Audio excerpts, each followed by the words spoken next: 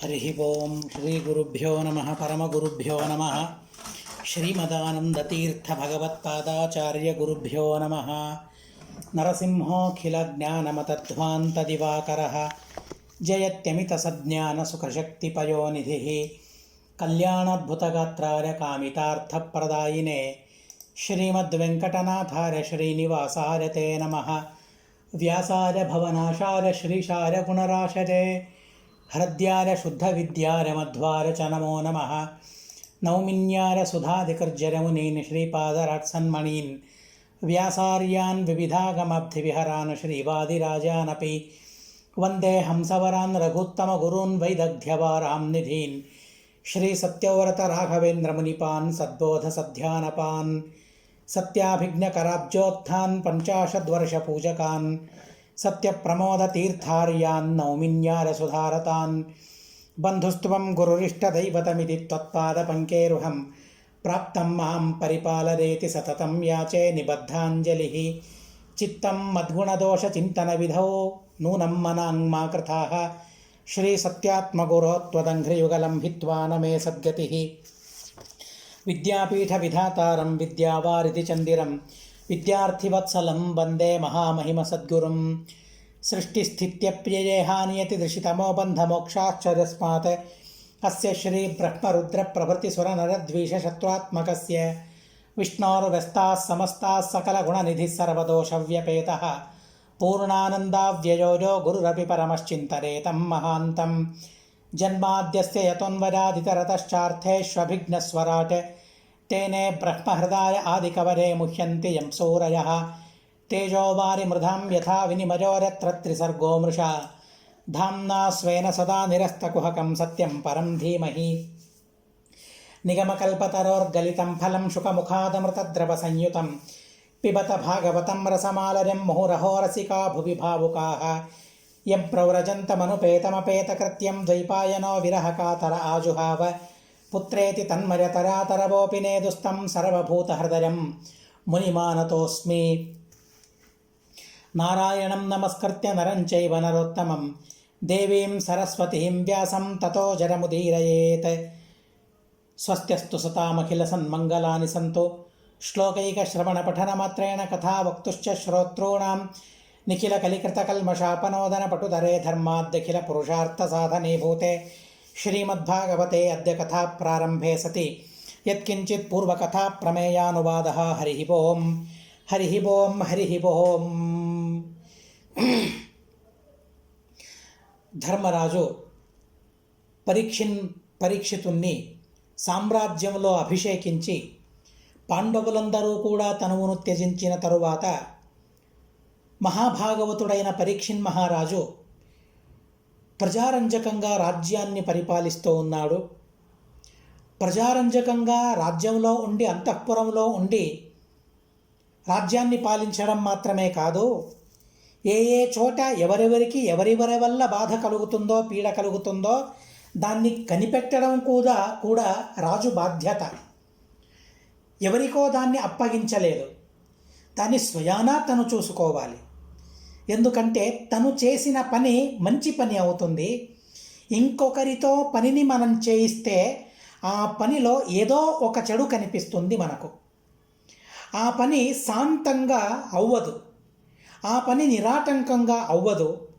కనుక తన పనిని తనే చూసుకోవాలనే ఉద్దేశంతో మహారాజైన చక్రవర్తి అయిన పరీక్షిత్తు తాను దిగ్విజయానికి వెళుతూ ఉన్నాడు.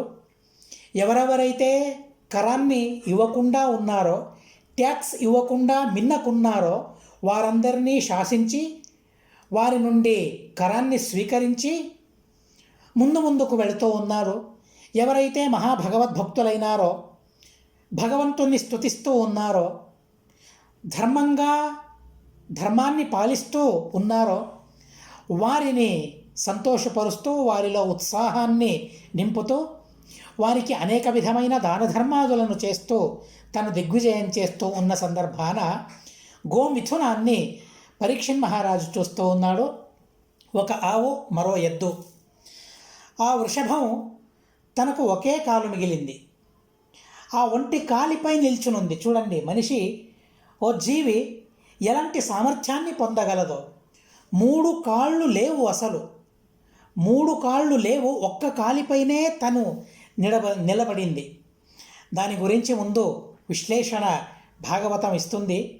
ఒంటి కాలిపైన ఆ వృషభం నిలబడింది. గోమాతతో తను సంవాదం చేస్తూ ఉంది. 4 పాదాలు ఎలా వెళ్ళాయి, ఏం జరిగింది చెబుతూ ఉన్నాడు. గోమాత తన గోడును ఆ వృషభం ముందు చెప్పుకుంటూ ఉంది. ఇలాంటి ప్రసంగంలో మహారాజు పరీక్షితు ఆ గోమిథునాన్ని చూసి ఆ గోమిథునం దగ్గరికి వెళుతూ ఉన్నాడు. అలాంటి సందర్భంలో మనం నిన్న విన్నాం, కలిపురుషుడు రాజువేషం ధరించి పీడిస్తూ ఉన్నాడు. ఎవరు అడుగరు అనే ధైర్యం చూడండి. ఎలా క్షత్రియ బ్రాహ్మణ వైశ్య వేషాలను, శూద్ర వేషాలను ఎలా దుర్వినియోగం చేసుకుంటారో, ఎలా దురుపయోగం చేసుకుంటారో. సాధువులు అందరూ, తను శూద్రుడైనా వైశ్యుడైనా క్షత్రుడైనా బ్రాహ్మణుడైనా ఎవరు స్వవిహిత ధర్మాన్ని పరిపాలిస్తూ ఉన్నారో వాళ్ళందరూ సాధువులే. వారి వేషాన్ని ధరించి స్వవిహితమైన ధర్మాలను ఎవరైతే పాలిస్తూ ఉన్నారో వారి వేషాన్ని ధరించి పీడిస్తే ఎదురెక్కడా అనే భావం వాళ్లకు, దుష్టులకు. కనుక దుష్టుడైన ఆ కలి తను క్షత్రియ వేషాన్ని ధరించి, విల్లంబులను ధరించి ఆ గోమిథునాన్ని పీడిస్తూ ఉన్నాడు. రాజే మనల్ని పీడిస్తూ ఉన్నాడు, రాజే గోమిథునాన్ని పీడిస్తూ ఉన్నాడు. ఎవరు తనని నిగ్రహించాలి? నిగ్రహించే సామర్థ్యం అసలు ఎవరికి ఉంది? ఎవరు నన్ను నిగ్రహించకూడదనే ఉద్దేశంతో కలిపురుషుడు అలా రాజువేషాన్ని ధరించి గోమిథునాన్ని పీడిస్తూ ఉన్నాడు. అలాంటి సందర్భంలో నిజమైన రాజు, నిజమైన ఏలిక, నిజమైన చక్రవర్తుల ధర్మాన్ని చాచూ తప్పకుండా పరిపాలించే ఘనుడు అలాంటి పరీక్షిత్ మహారాజు ఆ ప్రదేశానికి ప్రవేశిస్తూ ఉన్నాడు. ఏం జరుగుతుంది అప్పుడు సుతాచార్యుల వారు అంటారు, ఆ గోమిథునాన్ని పీడిస్తూ ఉన్నాడు కలిపురుషుడు. దండహస్తంచ వృషలం దదృశే నృపలాంఛనం. చూడడానికి రాజులా ఉన్నాడు, కానీ చేతిలో దండాన్ని పట్టుకుని కొడుతూ ఉన్నాడట ఆ ధర్మాన్ని. ఒంటి కాలిపైన నిలబడిన ఆ ధర్మాన్ని, వృషభాన్ని కొడుతూ ఉన్నాడు, హింసిస్తూ ఉన్నాడు. చూడండి, ఒక్క కాలుపైన నిలబడమే అసాధ్యం. అలాంటి సందర్భంలో తనను కొడుతూ ఉన్నాడు. ఎలా ముందుకు వెళ్ళడం? ముందుకు వెళ్ళాలంటే 2 కాళ్ళు కావాలి. ఉరుకులు పరుగులు తీయాలంటే 4 కాళ్ళు ఉండాలి ప్రాణులకు. ఆ ఎద్దుకు అంటే ముందుకు వేగంగా తను వెళ్ళగలదు. 2 పాదాలున్నచో వేగంగా వెళ్ళగలదా? లేదు. అందులోనూ ఒకటే కాలు ఆ వృషభానికి. ఒక్క కాలున్న ఆ వృషభము ఆ కలిపురుషం నుంచి ఎలా తప్పించుకోగలదు?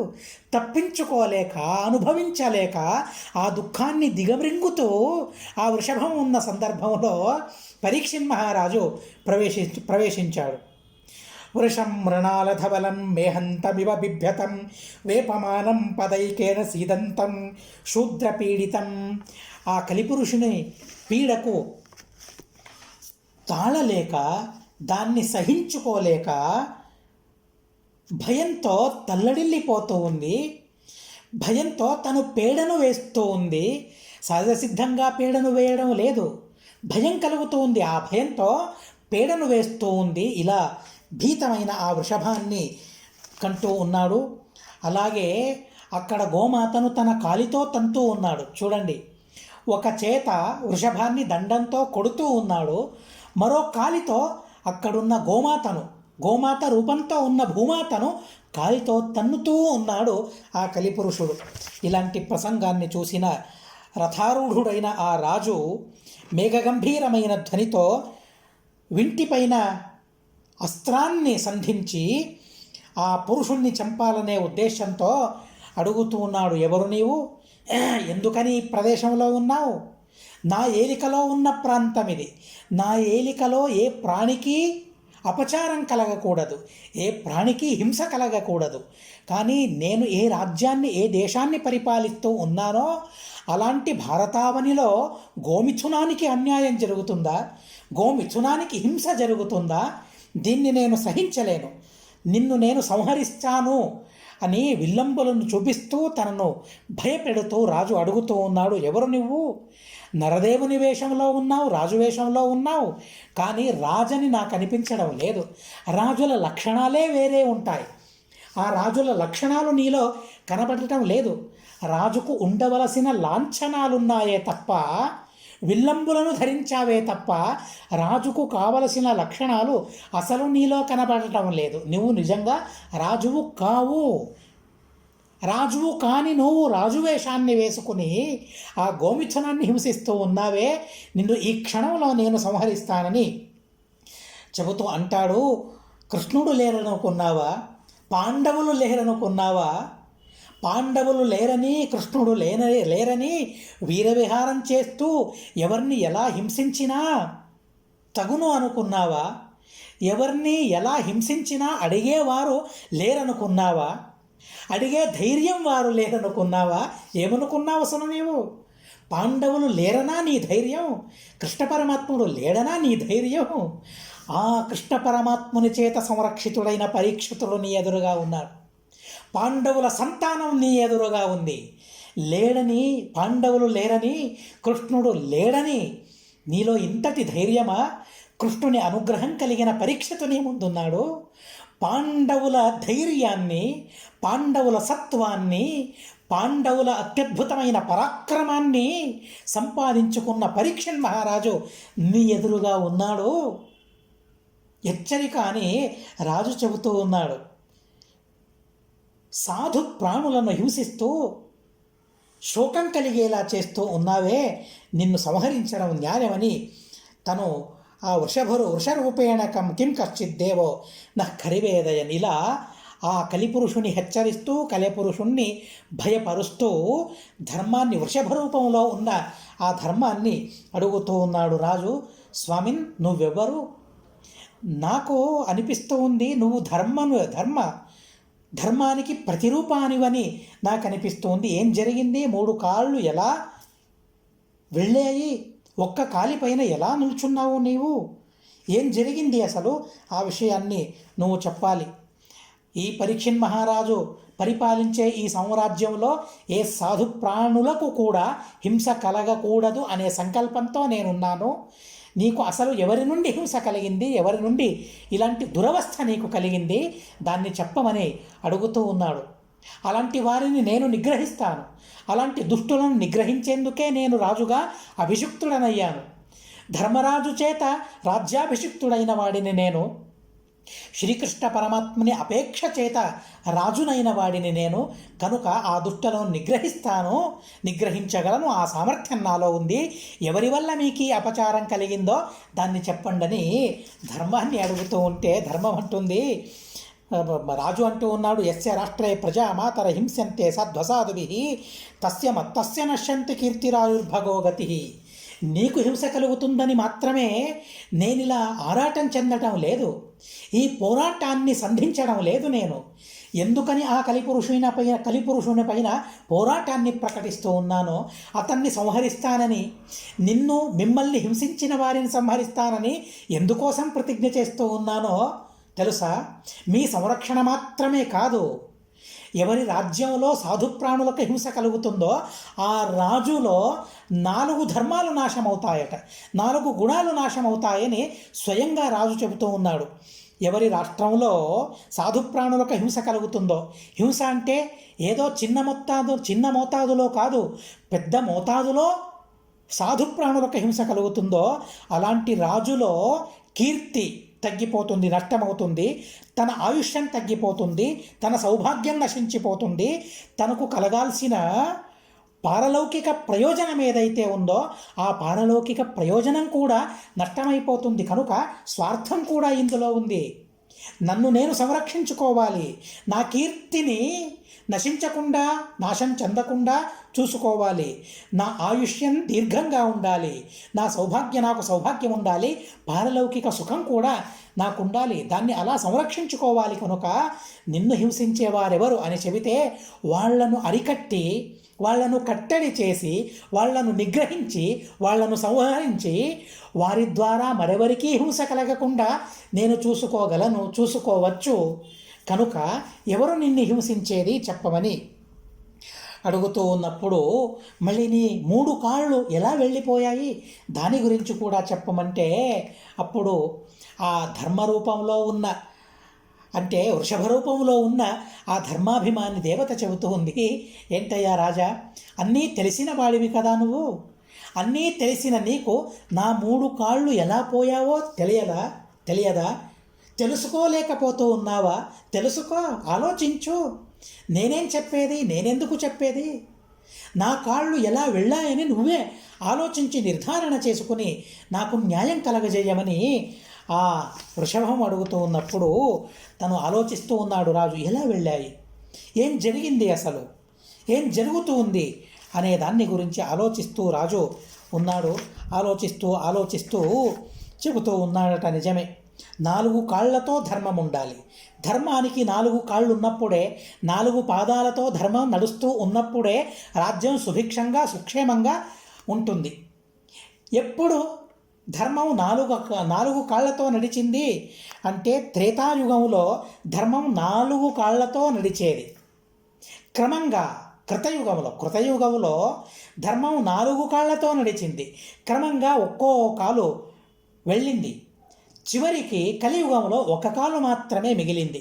దాని గురించి ఆలోచిస్తూ తెలుసుకుంటూ ఉన్నాడు. 4 కాళ్ళు ఏవి ధర్మానికి? పరీక్షిత్ తను ఆలోచిస్తూ తనలో తను చెబుతూ ఉన్నాడు. తన మాటను ఆ వృషభం ముందు అనువాదం చేస్తూ ఉన్నాడు. ఏంటా 4 కాళ్ళు అంటే తపః, శౌచం, దయ, సత్యం ఇది పాదాః కృతే కృతాః. కృతయుగంలో ధర్మానికి 4 పాదాలు ఉండేవి. ఏంటా 4 పాదాలు? తపస్సు మొట్టమొదటి పాదం, ఆ తరువాత శుద్ధి 2వ పాదం, దయ భూతదయ 3వ పాదం, సత్యం 4వ పాదం. ఇలా క్రమంగా ఒక్కో పాదం తగ్గుతూ వెళ్ళింది. ఒక్కో పాదానికి నాశం కలిగింది. ఇక మిగిలింది 4వ పాదం మాత్రమే. ఆ 4వ పాదం ఏది? సత్యం అనేదే 4వ పాదం. ఇక ముందు కృతయుగం. ఆ కృతయుగంలో సత్యానికి కూడా లోటు కలుగుతుంది. కనుక నిన్ను నేను ఉద్ధరించాలి. మళ్ళీ ఆ 4 కాళ్ళు వచ్చేలా చేయాలి. 4 కాళ్లతో నువ్వు నడిచేలా నేను చూసుకోవాలి. నేను చూసుకుంటాను. అలాంటి సామర్థ్యం నాకు కలదు. భగవంతుని అనుగ్రహంతో, పాండవుల కృపతో నాకు అలాంటి సామర్థ్యం ఉంది. నువ్వు మళ్ళీ 4 కాళ్లతో నడవాలి. దాన్ని ఈ పరీక్షిత్తు చూడాలి. ఇదే భగవంతుని ఆరాధన అని నేను ఆ పనిని చేపడతానని చెబుతూ ఉన్నాడు. 4 పాదాలు ధర్మానికి ఉండాలి. ఆ 4 పాదాల్లో 3 పాదాలు ఇప్పటికే నశించిపోయాయి. క్రమంగా ఎలా నశించిపోయాయి? తపస్సుకు ఎలా భంగం కలిగింది? శౌచానికి భంగం ఎలా కలిగింది? దయకు భంగం ఎలా కలిగింది అంటే భాగవతం మనకు చెబుతూ ఉంది. రాజు చెబుతూ ఉన్నాడు, అహంకారంతో తపస్సుకు భంగం కలిగిందట. చూడండి, మనం తపస్సు చేస్తాం, మనం ఏకాదశి ఉపవాసం చేస్తాము, నానా విధమైన వ్రతాలను మనం చేస్తాం. మనం చేసే తపస్సుకు ఎలా భంగం కలుగుతుంది? ఎలా భంగం వాటిల్లుతుంది ఆ తపస్సుకు అంటే అహంకారం. నేను చేశాను, ధర్మాన్ని నేను చేశాను అని మాలో అహంకారం ప్రవేశిస్తే నేను చేసిన తపస్సంతా వ్యర్థమవుతుంది, నశించిపోతుంది తపస్సంతా. కనుక ఎలా తపస్సుకు నాశం కలిగింది? తపస్సు అనే పాదానికి ఎలా నాశం కలిగిందంటే అహంకారం ప్రవేశించిన తరువాత తపస్సు అనే పాదానికి నాశం కలిగింది చెబుతూ ఉన్నారు పరీక్షిత్ మహారాజు వారు. స్మయేన తపోభంగ. శౌచానికి భంగం ఎలా వాటిల్లింది? చూడండి, ఎంత పరిశుద్ధంగా మనం ఉండాలో, ఎంత శుద్ధిని సంపాదించుకుంటూ ఉండాలో, ఎంత శుద్ధిని సంపాదించుకోవాలో భాగవతం చాలా చక్కగా చెబుతుంది. శుద్ధి అంటే చేతులను కాళ్ళను కడుక్కోవడం మాత్రమే శుద్ధి కాదు, స్నానం చేయడం మాత్రమే శుద్ధి కాదు. కొన్ని నియమాలను పాటించాలి. నిషిద్ధ కర్మలను చేయకూడదు. అలాంటి నిషిద్ధమైన కర్మలను చేస్తే తనలో అశుద్ధి పెరుగుతుంది, తనలో అశుద్ధి పెరుగుతుంది. అలా అశుద్ధి పెరగకూడదు అంటే నిషిద్ధమైన పనులను చేయకుండా విహితమైన పనులను చేస్తూ ఉన్నప్పుడే శుద్ధిని మనం పెంచుకోగలమే తప్ప నిషిద్ధమైన కర్మములను చేస్తూ శుద్ధిని పెంచుకోలేము. మనం నిషిద్ధ కర్మములను చేస్తే అశుద్ధి మనలో పెరుగుతుంది. కనుక అశుద్ధితో శౌచం అనే పాదానికి భంగం కలిగింది. భంగం కలుగుతుంది. కనుక శుద్ధంగా ఉండాలి, శుద్ధితో ఉండాలి. తరువాత దయకు భంగం ఎలా కలిగింది అంటే మదోన్మాదంతో దయకు భంగం కలుగుతుంది. కనుక ఇలా అహంకారం, స్త్రీ సంఘం చూడండి. శౌచానికి భంగం ఎలా వాటిల్లుతుందంటే దాంట్లో మొట్టమొదట విజయధ్వజ తీర్థ శ్రీపాదుల వారు చెబుతూ ఉన్నారు, స్త్రీ సంఘంతో, పరస్త్రీ సంఘంతో, దుష్ట స్త్రీ సంఘంతో శౌచానికి భంగం వాటిల్లుతుంది, శౌచానికి భంగం కలుగుతుంది. తనలో రోజుకు అశుద్ధి పెరుగుతూ పోతుంది. పరస్త్రీ సంఘం చేసిన వానిలో అశుద్ధి పేరుకుపోతుంది. ఆ అశుద్ధి అనే సాగరంలో తను మునుగుతూ పోతాడు. అశుద్ధంగా ఉండకూడదు అని ఎవరైతే ఆలోచిస్తారో అలాంటి వారు పరస్త్రీ సంఘంతో దూరంగా ఉండాలి, దుష్ట స్త్రీ సంఘంతో దూరంగా ఉండాలి. ఆ నియమాన్ని పాలిస్తూ ఉన్నప్పుడే తను శుద్ధంగా ఉండగలడు, పరిశుద్ధంగా ఉండగలడు, పరిశుద్ధిని కాపాడుకోగలడు, సామాజిక శుద్ధిని కూడా తను కాపాడుకోగలడు. ఎంతటి అద్భుతమైన నీతులను భాగవతం మనకు చెబుతుందో చూడండి. నాస్తికులకు అసలు భాగవతం వద్దు అని అంటారు, అసలు భాగవతం యొక్క అవసరమే లేదంటారు. కానీ ఆ భాగవతంలోని భగవంతుణ్ణి వదులుకున్న ఇలాంటి నీతి మాటలను కూడా వదులుకోవచ్చా? నీతిని వదులుకోవచ్చా? నీతి బాహిరులు కావచ్చా? కాదే.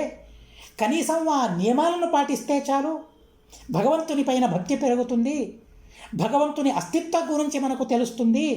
భగవంతుడు ఎక్కడున్నాడు, ఎలా ఉన్నాడు, ఏం చేస్తూ ఉన్నాడు, భగవంతుని ద్వారా ఏం జరుగుతుంది, అసలు ఈ ప్రపంచంలో నాకు ఎలాంటి ఉపకారం కలుగుతుంది భగవంతుని ద్వారా, ఇలాంటి విషయాలను మనం తెలుసుకోవాలంటే మనం శుద్ధిని కాపాడుకోవాలి, భూత దయను మనం చూపాలి. ప్రతి ఒక్క ప్రాణిపైన మనం దయను చూపినట్లయితే భగవంతుని అస్తిత్వం గురించి మనకు తెలుస్తుంది. అలాగే అహంకారాన్ని విడనీడిన వారికి పరబ్రహ్మ ప్రాప్తి కలుగుతుందే తప్ప, పరబ్రహ్మ జ్ఞానం కలుగుతుందే తప్ప, అహంకారంతో విర్రవీగే వారికి భగవంతుడు ఎలా గోచరించగలడు, భగవంతుడు ఎలా కనిపించగలడు? భగవంతుని అస్తిత్వం, భగవంతుని యొక్క అస్తిత్వం గురించి తను ఎలా తెలుసుకోగలడు? ఈ గుణాలు ఉండాలి. ఈ గుణాలున్నవానికే భగవంతుడు ప్రత్యక్షమవుతాడు, భగవంతుని అస్తిత్వం జ్ఞానం కలుగుతుంది. కనుక ఈ 3-4 గుణాలు తప్పనిసరిగా ఉండాలి. అలా ఆ 3 దుర్గుణాలతో, 3 అవగుణాలతో, 3 గుణాలకు నాశం కలిగింది, 3 పాదాలకు నాశం కలిగింది. ఇక మిగిలింది సత్యం అనే పాదం ఒక్కటే. రాజు చూడండి ఎంత క్షుణ్ణంగా తెలుసుకున్నాడో. వృషభం చెప్పడం లేదు, కానీ ఆ వృషభం యొక్క ముఖం చూసి ఎలా ఆ కాళ్ళు వెళ్ళాయి దాని గురించి ఆలోచిస్తూ ఉన్నాడు. చూడండి, ఓ వైద్యుని దగ్గరికి వెళితే, అనారోగ్య స్థితిలో ఓ మంచి వైద్యుని దగ్గరికి వెళితే తన ఆరోగ్యానికి మూలమేంటో తను ఇట్టే తెలుసుకుంటాడు. నాడీ విజ్ఞానం అనే శాస్త్రం ఉంది.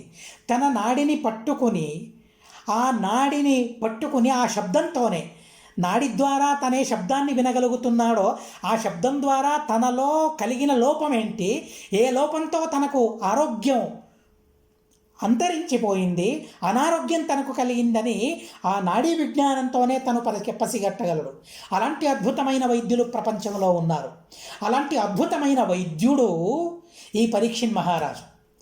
ఆ వృషభం యొక్క ముఖాన్ని చూసి చెబుతూ ఉన్నాడు, నీ 3 కాళ్ళు ఎలా వెళ్ళాయి అంటే అహంకారం అనే అవగుణంతో, స్త్రీ సంఘం అనే దుర్గుణంతో, మదం అనే మహమ్మారితో, ఆ తపస్సు అనే పాదం, శౌచం అనే పాదం, దయ అనే పాదం, ఆ పాదాలకు భంగం కలిగింది. ఇక మిగిలింది సత్యం ఒక్కటే. ఇదానీం ధర్మపాదస్తే సత్యం నిర్వర్తసేయత తం జఘృక్షత్యధర్మోయం అనృతేన ఎదిత కలిహి. ఇలాంటి సత్యమని ఒకే ఒక పాదం ఉంది. ఆ పాదం కూడా నశించినట్లయితే ఇక ధర్మానికి అస్తిత్వం ఎక్కడా అని ఆలోచిస్తూ ఉన్నాడు. ఇక నీ పక్క ఉన్న ఈ గోమాత ఎవరు? ఈ గోమాత ఎవరో కాదు, భూమాత. ఈ గోమాత కృష్ణుడున్నప్పుడు ఆ కృష్ణుని పాద నిక్షేపాలతో పులకరించిన ఈ పృథివీ అధునా ఈ కలిపురుషుని పాద నిక్షేపాలతో ఆ భారాన్ని సహించలేక, ఆ భారాన్ని మోయలేక, ఏం చేయాలని పాలుపోలేక ఇలాంటి దుఃఖమైన పరిస్థితిని ఎదుర్కొంటూ ఉంది.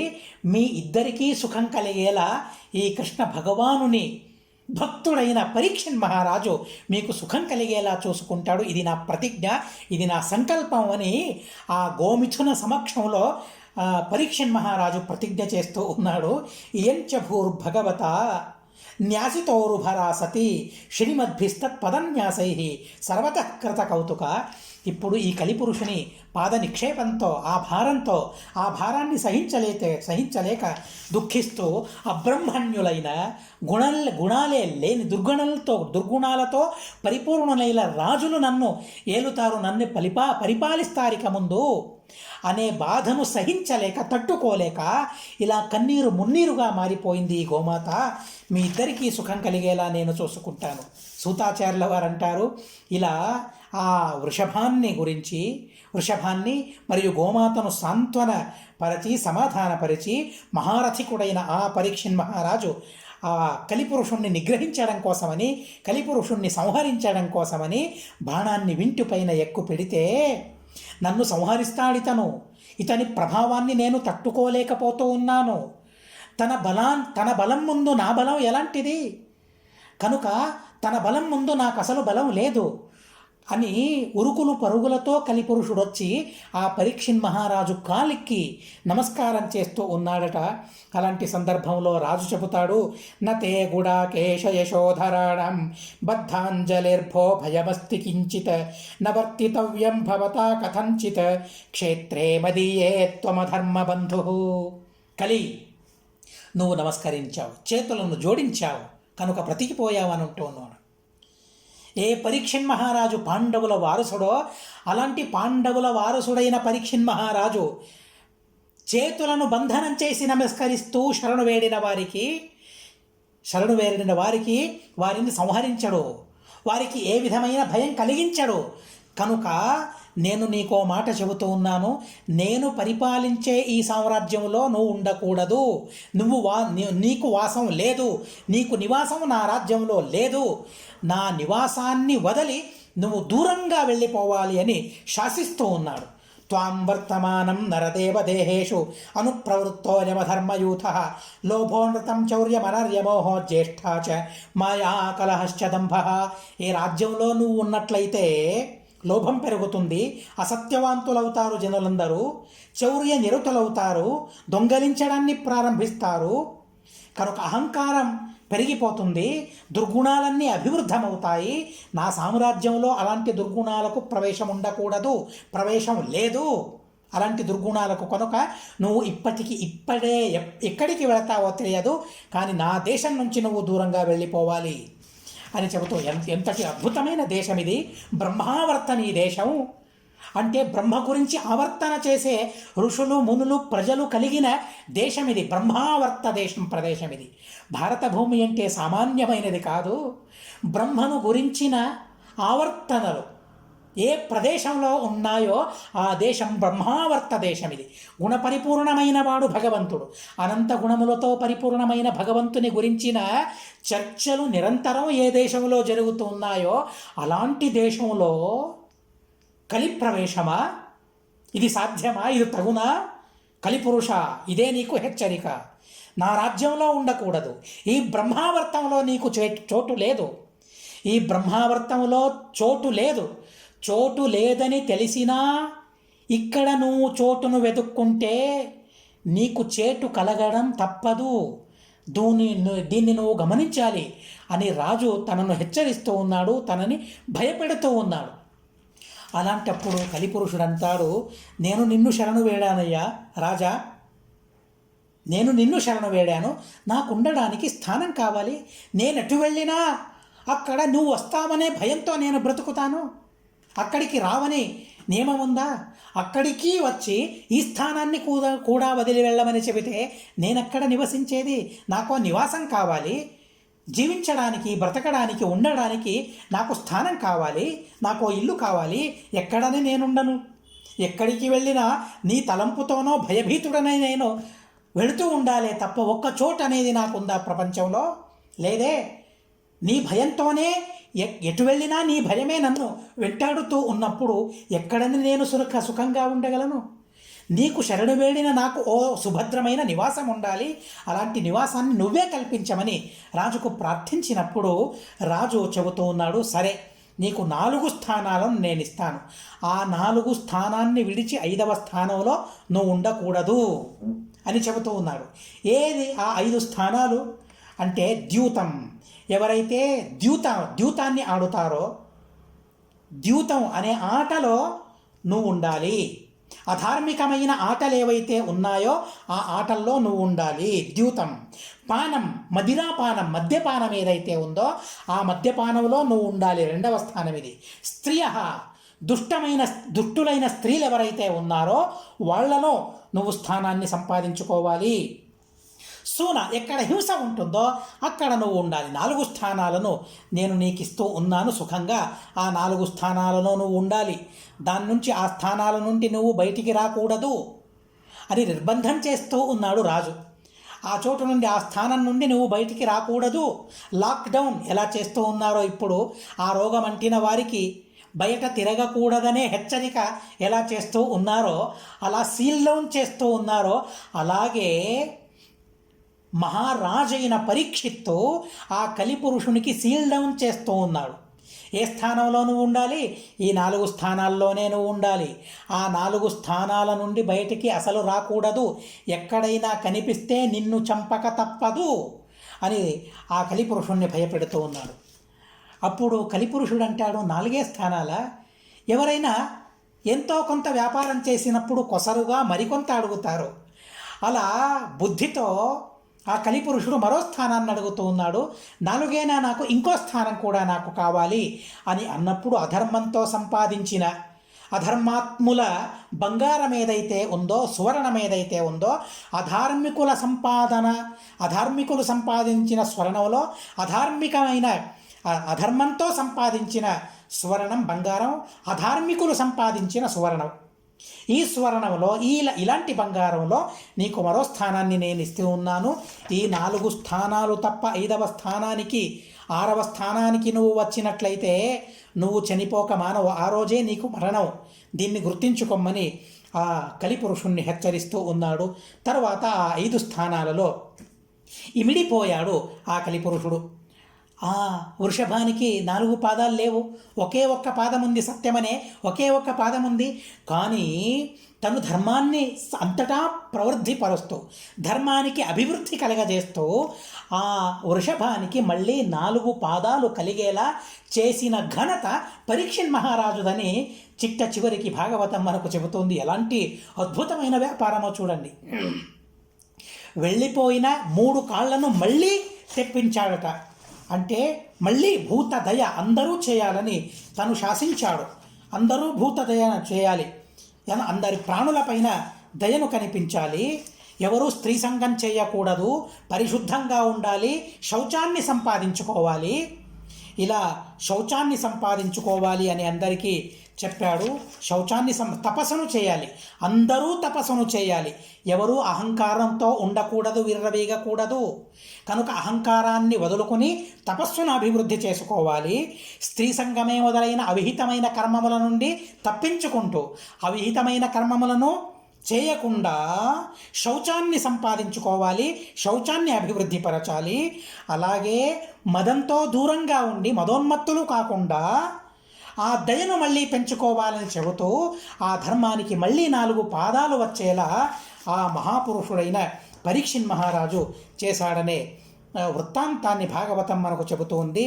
అలాగే కూడా గోమాత రూపంతో ఉన్న ఆ భూమాతను కూడా దానికి ఆశ్వాసన కలిగిస్తూ ఉన్నాడు. ఆస్తేధునాస రాజర్షి కౌరవేంద్ర శ్రియోల్లసన్ గజాహ్వరే మహాభాగశ్చక్రవర్తి బృహశ్రవా ఇత్తం భూతానుభావోయం అభిమన్యుసుతో నృప యస్య పాలయత క్షోణీం యూయం సత్రాయ దీక్షిత. మీరుండే ఈ ప్రదేశం కూడా శౌనకాదుల వారికి సూతాచార్యుల వారు చెబుతూ ఉన్నారు.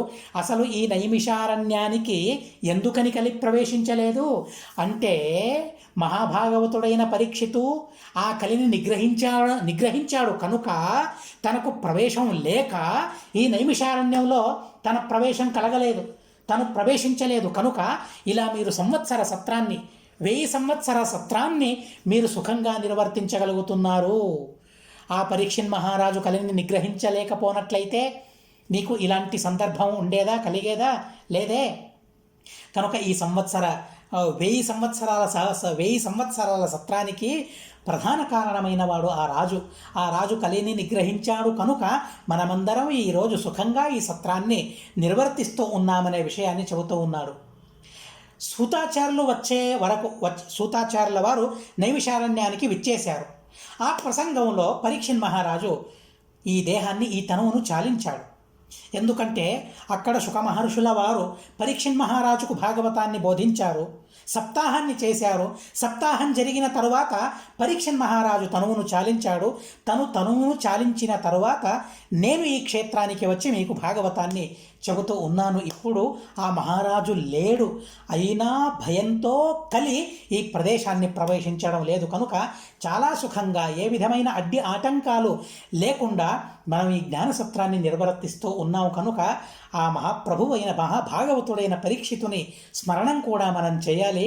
తన బలంతోనే మనం ఈ పుణ్యాన్ని సంపాదించుకుంటూ ఉన్నామనే విషయాన్ని సూతాచార్యుల వారికి చెబుతూ ఉన్నారు. ఇది శ్రీమద్భాగవతే ప్రథమ స్కంధే సప్తదశోధ్యాయ అస్మద్గురువంతర్గత తాత్విక దేవతాంతర్గత భారతీరమణ ముఖ్య ప్రాణాంతర్గత శ్రీకృష్ణార్పణమస్తు. అక్షరం కర్మరస్మిన్ పరే స్వర్పితం ప్రక్షరం యాంతి దుఃఖాని యన్నామతః అక్షరోయో అజర సర్వదేవామృతః కుక్షిగం యస్య విశ్వం సదా అజాదికం ప్రణరామో వాసుదేవం దేవతా మండలా ఖండమండనం. హరి ఓం హరి ఓం హరి ఓం.